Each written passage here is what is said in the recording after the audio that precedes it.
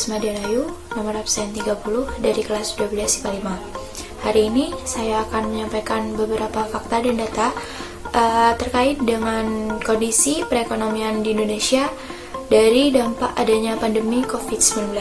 Sebelumnya, COVID-19 atau coronavirus adalah penyakit yang menyerang saluran pernafasan.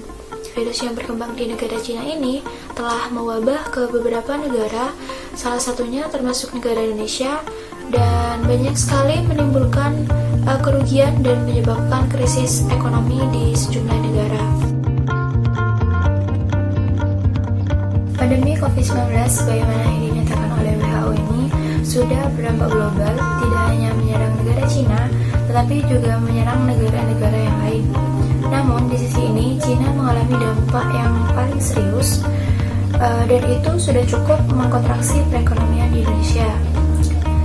Jadi setiap 1% perekonomian di Cina turun, maka perekonomian di Indonesia turun sekitar 0,2%, dan oleh karenanya kemungkinan besar ini juga akan berdampak pada kemungkinan atau potensi krisis atau resesi global.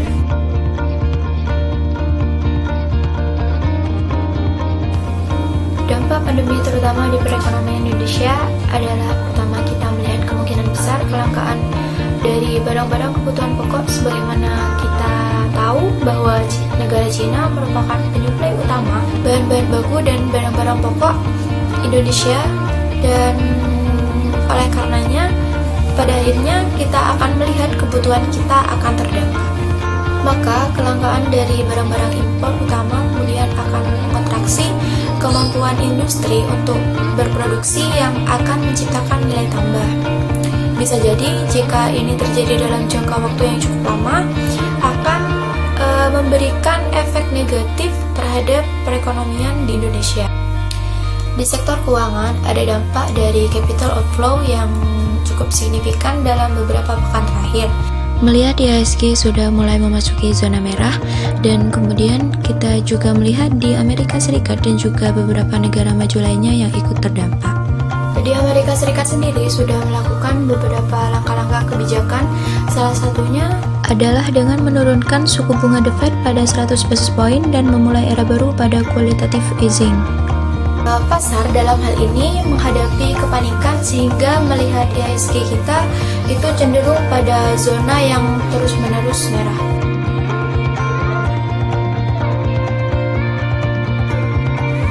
Ada beberapa langkah yang bisa pemerintah lakukan, dimensinya ada di jangka pendek dan jangka menengah.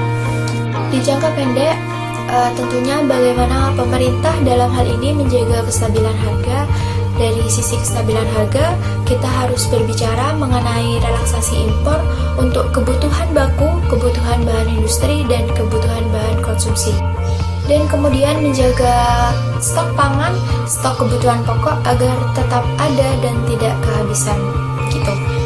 Sementara di jangka menengah, kita juga harus mencari pasar baru selain Cina untuk target ekspor maupun impor.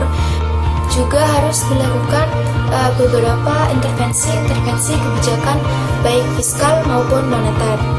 Dalam hal ini, daya beli masyarakat akan berdampak kalau misalnya akan ada shock dari sisi demand atau harga yang meningkat.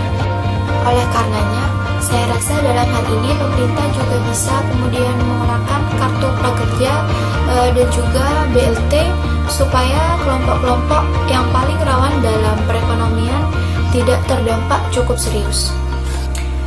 Baik, itu saja yang bisa saya sampaikan. Kurang lebihnya mohon maaf dan terima kasih.